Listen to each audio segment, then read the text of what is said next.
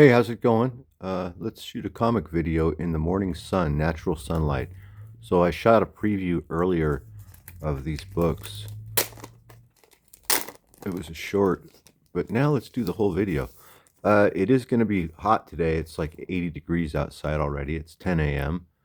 But I wanted I was just closing up the house, and I thought, and I looked at the sun here on the carpet. And it reminded me of when I was a kid. I used to like to lay down on the carpet in the sun just like this and look at comic books. The light is perfect for it, isn't it? This would have been a comic uh, that I would have purchased, when I was about 10 or 11 years old. Marvel double feature featuring Captain America and Iron Man. Quite possibly the greatest action issue of the year. Quite possibly. Any issue could quite possibly be the greatest action issue of the year, couldn't it? Jack Kirby cover. Let's open it up and see what issue this is reprinting, because this would have been a reprint. This is how I read, or was able to read, early Marvel stuff. It is Tales of Suspense. What number is that? 86. What's the... Oh, it's the Shadow. So we got to keep it down here. All right. The Secret. Wasn't this a self-improvement book in the late 90s or the early 2000s? The Secret. I think that was like a grift, wasn't it? Look at this. So this is the 70s, reprinting a comic from the 60s. And this is how kids in the 70s were first exposed to early stuff that had happened before they had been reading comics, 10 years prior or something like that, right around that. There were no graphic novel reprint compilations or anything like that at this point. So this is how we were reading, stuff that had come before. Look at that. Wow. Gene Colan, Stan Lee. Look at how great that. Wow. So I really like that. Looks nice in this light. I don't know. Maybe it looks, I don't know how it looks on the TV or on your phone. I'm not sure if this, oh, there's Count Dante. I'm not sure if the sunlight is helping or anything. If you're getting what it feels like to look at a comic in the summer sunlight, in the morning sun, that's what we're doing. This would have been, what you would have done. I think today is like the third day of summer or something like that. It's going to get hotter than I said. It's like 80 right now, but it'll be about 85 or 86 today, which isn't really very hot. And it's California where I live. It's a dry heat. There's no humidity at all. Oh man, I used to love these little statues. It came in these different colors. These even look like the actual poses. I don't have them anymore. I used to have them. I think I had all of them, but I don't have them anymore. They're gone. Bummer.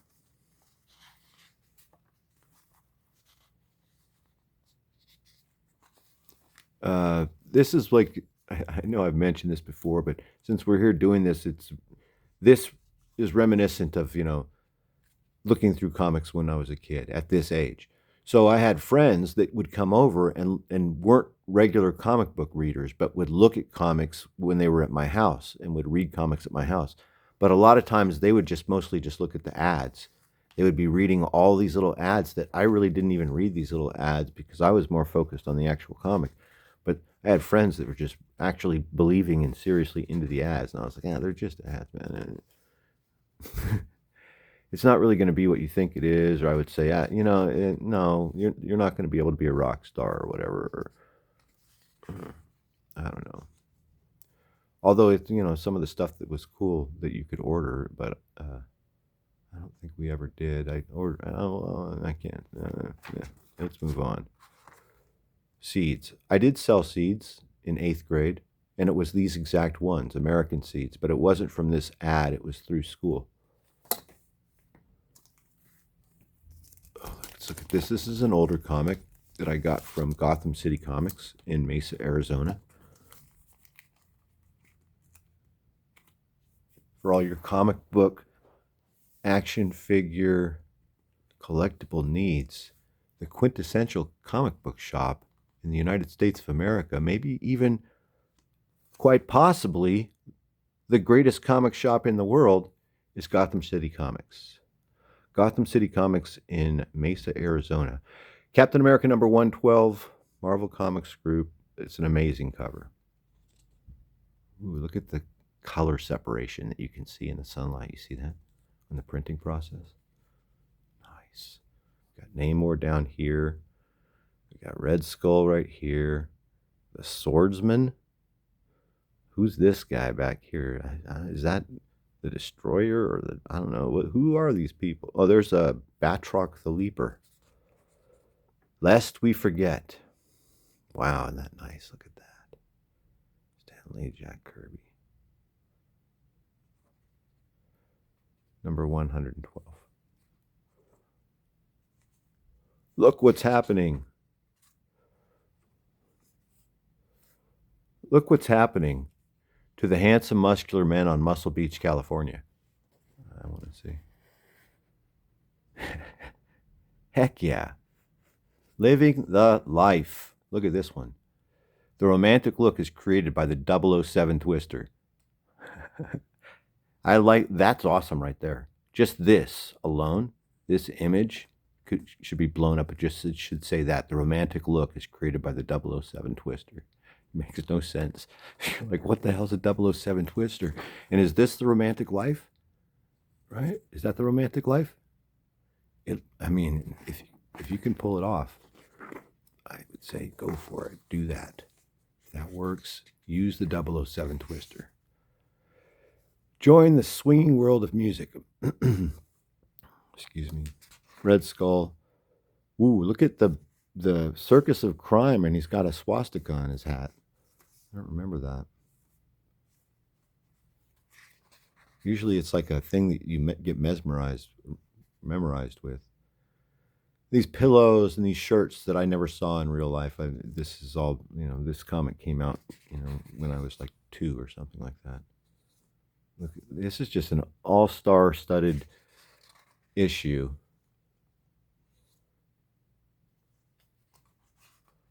Of just, oh, look at that. Action, action, action. I was just getting ready to skip pages. I'm so glad we didn't skip any pages. What is this? 112. Again, I have to remind myself and you. Look at these panels. Wow. So this is great. So this is like retelling of Namor finding Cap frozen in the snow, in the ice. Is this Antarctica or Alaska? I forget where he finds him. Must be Alaska. This is great. It looks really good. Look at how look at how crazy. Who is this? George? Who inked this? Did it say George Tuska? Yeah, George Tuska inker. Look at how wild he went. He's like, if Kirby's gonna pencil like this, I guess I'm just gonna Kirby, right? He Kirby'd Kirby, because this is like even more Kirby on top of Kirby. To me, that's what it looks like. It looks like he Kirby'd Kirby. You know how other people didn't always Kirby. Instead, it was just really loose and just empty sometimes. I won't name any names. This looks really good, doesn't it? This is MODOK. He's one of my favorites. There's the missile tank. It's only $6.98. This is the type of stuff that my friends would be looking at and formulating, and I'd be saying, it's not even a tank, man. It's going to be cardboard. I had already noodled it through when I was 10. I knew that wasn't going to be a real tank. Ooh, look at this. The fourth sleeper. Damn. We were just talking about these rockets the other day. This is a different company. This is Century, but we used to use Estes rockets in the rocket club at my junior high school. I guess it started in 6th and 7th grade, so it was the elementary school, and then it became an elective in junior high, rocket club, where you would learn to blow things up, make rockets and shoot them up into the air. It was great. Let's wrap with Cap. You got anything good here? Any letters from anybody we know? Jeff Allen in Kearney, Ontario, Canada. Sergeant Larry Rothenberger, APO San Francisco, or FPO. Dispersing Office. First MAWFMF PAC. Wow, I don't know what any of that means. And usually it says APO, but that says FPO. I don't know why. Anyway, maybe you know. Elmwood Park, Dave Sandowski, Ruben Rodriguez from Seguin, Texas, Cedric Joseph from Ames, Iowa. Just a lot of letters. These are some wordy letters. Imagine writing all this up. Maybe they typed these out. Shirley Gorman from Hereford, Texas. Bucky going whack. Look at Bucky. Bucky's going crazy. Ooh, look at this. Another Marvel masterpiece on sale now. Kazar, or Kazar, if you prefer. I always said Kazar, but maybe a lot of other people say Kazar. It just seems like Kazar seems better to me. Oh, Norman Rockwell. Sometimes it's Albert Dorney, but it's Norman Rockwell. This time will be the last time that we will fight again. Captain America and the Falcon, number 187. Also, 1970s. Gil Kane cover. It's a big maze. It's interesting. I don't know if I like it. It's okay. The Madness Maze. Oh, I like the interior artwork. Impossible? Question mark. For most people, yes. Yeah, it is impossible. It's going to take time and effort. And you've got to be focused. I love this art right here. Is this Frank Springer? Frank Robbins, that's right. Ooh, I love this. So a lot of people don't like this guy. I like this. So this guy, I think, did the Invaders around the same time period. And I remember I had this friend in 8th grade that also read comics. And we went to the comic shop. And I guess right around this time, or maybe before this time, this guy, Frank Robbins, was doing the Invaders. My friend really liked the Invaders. He really liked like World War II history and stuff like that.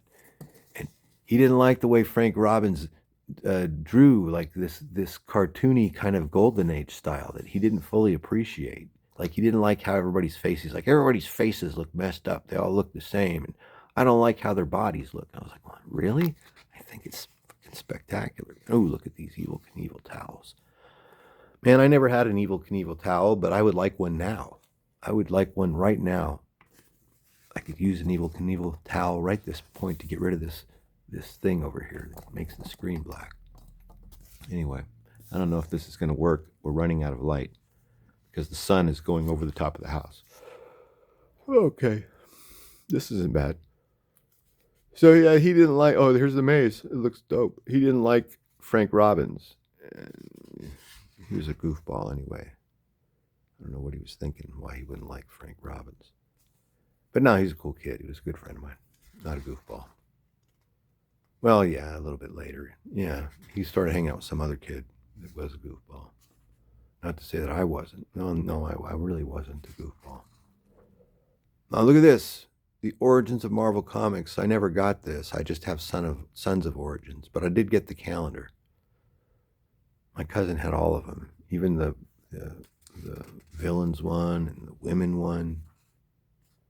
Oh, look at this. See, this looks dope to me. And he's like, yeah, I don't like it. I was like, really? Because he liked John Buscema. He liked, I don't even think he liked Kirby either. He wanted to read a comic that looked like John Romita or John Buscema or like this, like he wanted it to look more realistic, the current Marvel style, I think, if that makes sense. Who else am I missing that he liked? He liked the guy that was penciling Spider-Man for all that time, Ross Andrew.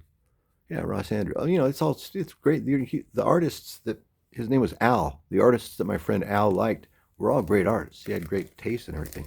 He just didn't like Frank Robbins, and he didn't like Frank Springer, right? This guy's name is Frank Robbins. But there was another guy named Frank Springer, I think, that he also didn't like, that I also liked and thought was okay. Jerry Lewis. The Adventures of Jerry Lewis. This is the only Jerry Lewis comic that I have. I wish I had more. I feel like I owned more when I was a kid, but this is the type of stuff that I would give away to my mom when she would come through to, clean the room out.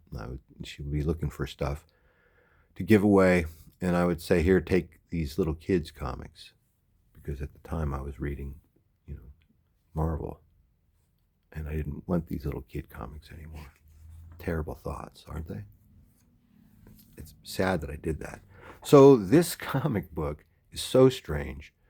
In this comic book, there's two main characters. It's Jerry Lewis and his nephew. I forget his nephew's name. It's like Mortimer or something. It's a recurring character in these comics. And there's like a series of issues, where they're always in this summer camp.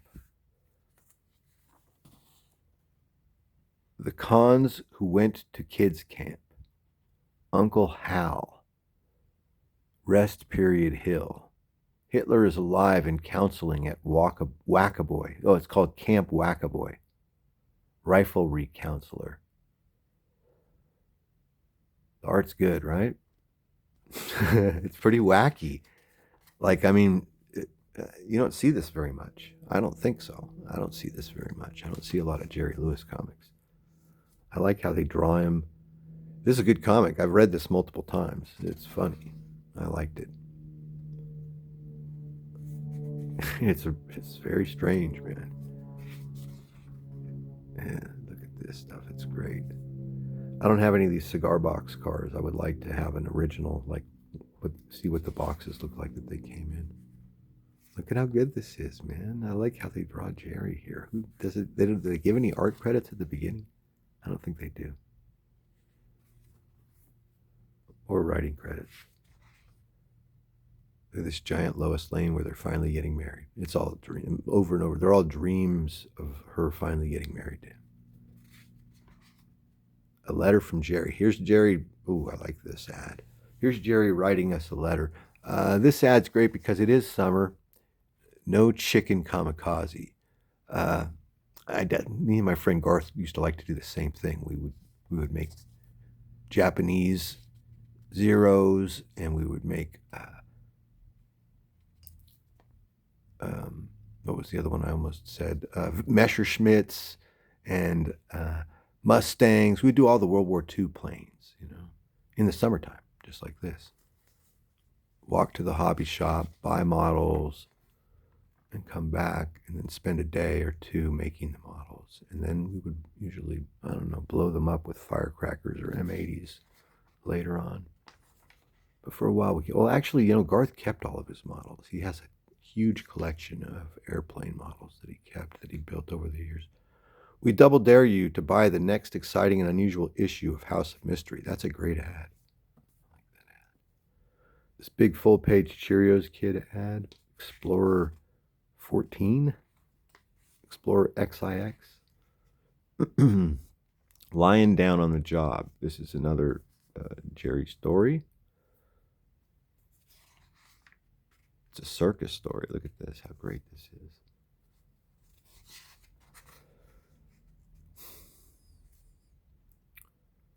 Wow. Go and Grow Motorific. So I do have some motorific tracks, or a motorific track, just like this, one of these boxed sets, a large boxed set that has two cars, I think, two cars.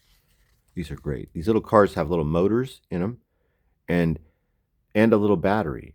And right? Is that how it works? I think so. It's the same little motor. Anyway, it's a little motor that you drop in there, and the cars just go around and around and around. You just turn them on, and they just go.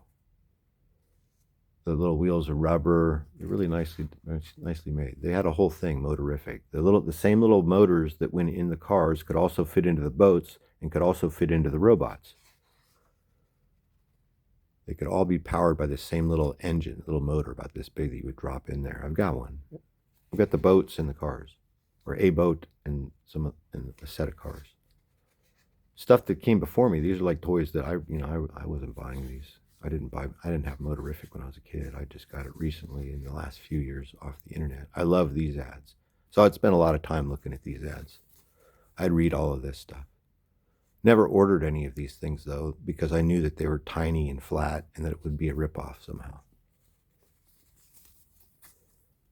And my mother was very cynical and very streetwise, and she raised me that that way from like early childhood to question everything. Ah, it's probably bullshit. That's fake. That type of shit. You know, like sitting in the car and we're driving around, you know, and I'd see a sign and I'd point it out. I'd say, "Hey, Mom, look at that sign. Can we go there?" And she'd say, "Ah, it's bullshit. It's fake. It's not real. It's going to be a ripoff. It's not going to be fun. They just want us. They just want to get us there to you know, this or that." And I'd be go, "Really?" She'd say, "Yeah," and she was right. Let's see. This is the one we wanted to really look at.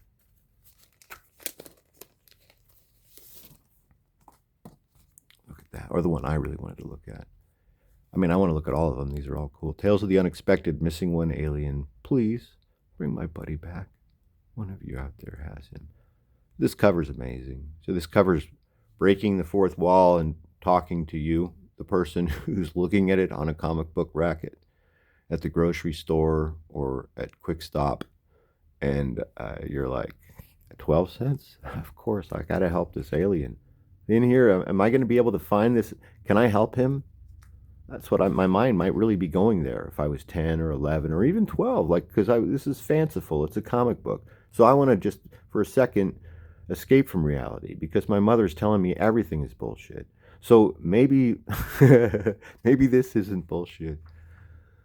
Palisades Park, never got to go, lived on the West Coast. Always loved the ad, though. I should do a painting of him holding up the amusement park. It would look really cool. The Menace of the 50 Fathom Men. All right. 50 Fathom Men look like lizard people, right?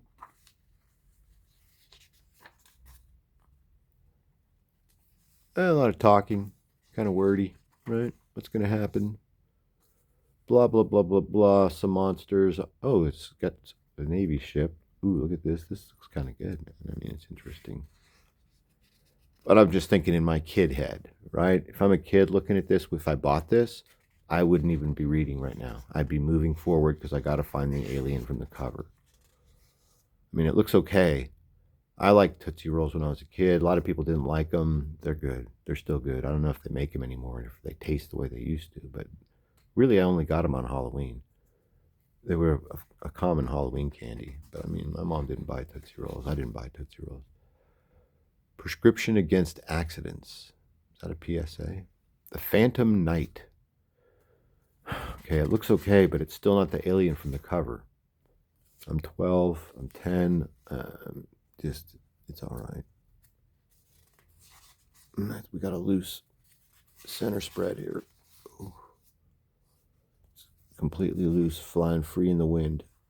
Silly Putty. That's always good. Tootsie Roll Pops. Same thing. These are things that, like Tootsie Roll Pops, only Halloween. Silly Putty, only in my Christmas stocking. Right? I don't remember ever purposefully buying Silly Putty, but it was like something that would end up in my Christmas stocking, or yeah, every year. Missing One Alien. We're finally here. We found it. All right, he even looks like the guy from the cover. Okay.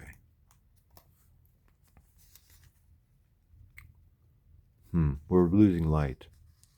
Do you see that? It's getting, our sliver of light is getting thinner and thinner because the sun is moving to the west. So we got to keep moving.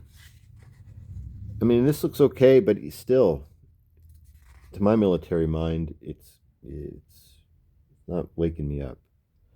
These Tootsie Roll fudge things down here, I never had them, but I love to read those ads because they look really good. I just never got them. Okay, so this is one of those comics where, I mean, we didn't read the story. I know I have read the story in the past, but nothing spectacular jumped out to me in the seconds, where I'm squinting through the camera at this fading sunlight. This is one of those comics where it's the cover, right? The cover is what makes this great. The story inside that connects to this cover is not even as good as the cover. Maybe that's it. I don't know. I don't want to be judgmental right off the bat. We didn't read it. Hawkman. This is number 25. And it's great. Look at that cover. Man, she looks awesome. It's this chick with green skin, and she's the death goddess. She's got green hair, green skin. She's casting something. I don't know. Her body is aflame. Her boobs are on fire, right? Look, her boobs are on fire. Her body is flames. And she's like, they're turning into arms and monsters. Her body's turning, her lower body turning into flames, monsters, and just like devouring and wrapping up our guy. And she looks sexy all at the same time that she's doing it. And also inside is Collector's Classic. Return of the Death Goddess. Death Goddess, number 25. Oh, is that her? Oh, man. I gotta move my leg. Hold on. This looks good. Oh. What are we at? 25 minutes?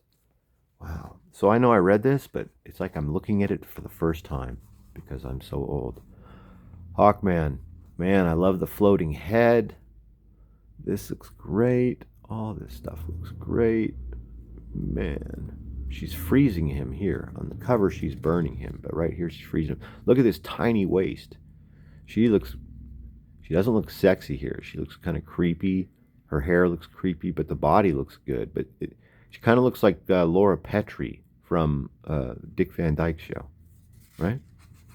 That's what her body looks like. She has the body of Laura Petrie from Dick Van Dyke and the head of like Phyllis Diller or something. Whoa.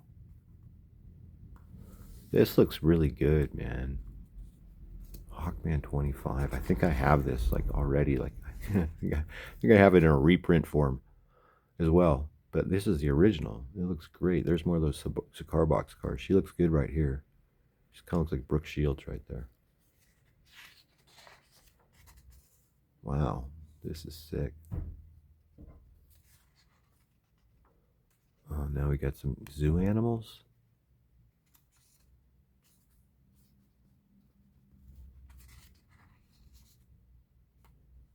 Return of the Death Goddess. Look at these zoo animals.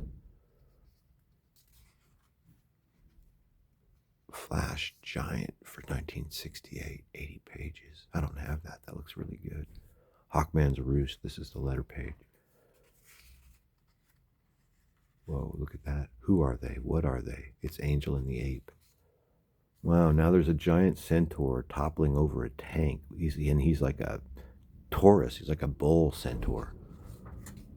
Oh, man, here she comes. She's multiplied herself, and now she's strangling Hawkman midair. And she's still dressed like Laura Petrie. And she's looking good right here, actually. And she looks like Brooke Shields again. Oh, man, she was trying to make out in spirit form with this cat up here with the sunglasses. I don't know who that guy is. He's hugging on her head. Here's the beer wagon. That looks dope. I've never had it before. Here's more motorific sets. There's a whole ad for the motorific sets I was telling you about. They were heavily advertising in DC in the late 60s. I like this lettering. Man, Hawkman 25. I think this will be the last comic. What do we have left? My back is starting to hurt. I can't lay on the carpet and read comics like I used to. Oh, this is the Collector's Classic. This is a flashback. Looks good. Plus our light. We're losing our sliver of light. Oh, look at that. This guy. Looks like Otto Preminger. What's happening over here? Please come home. All is forgiven. So we are posting this bulletin because we miss you. Love, Mom and Dad. Wow, Superboy ran away. All right. I feel like we're out of light, but here's the comics that we didn't get to today. We didn't get to Jimmy Olsen, Fantastic Superman's pal, where something's happening here. Great Scott, my friend Jimmy is leading a regiment of alien soldiers into a suicide charge. How can they conquer a super enemy with toy guns and a flag of Krypton? They'll be wiped out to the last man, or alien. Featuring the fantastic army of General Olsen. That looks really good, but my back hurts. But so we're going to do this next in our next video, because that whole box has got more stuff just like in it. This is just like the first 10 comics I pulled out. We'll do Konga battles the creature of Uongni next time. And then we'll also do the Funky Phantom, the Ghost of Montezuma, for our next video. In addition, we'll be surprising you with some new comics that aren't here that you haven't seen, but they'll still be old comics. They'll just be new old comics that you haven't looked at and I haven't looked at, and I'll be looking at them like I've never seen them before. All right, have a great day or evening. Thanks for watching. Don't forget to like, share, and subscribe if you enjoyed the content for more stuff just like this. Have a great day.